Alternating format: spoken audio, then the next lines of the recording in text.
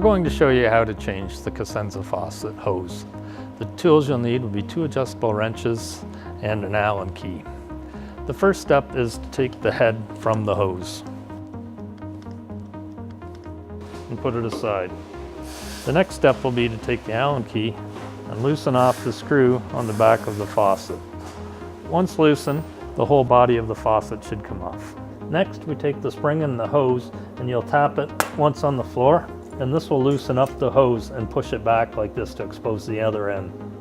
At this point, you have the hose loosened from the spring. What you need to do now is take the 2 wrenches and loosen this end piece off of the hose.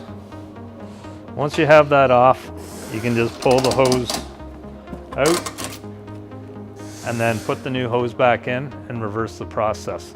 The only thing to keep in mind for putting the spring back in the body here is make sure that these holes in the washers are lined up to the back so the Allen screw will tighten to them properly.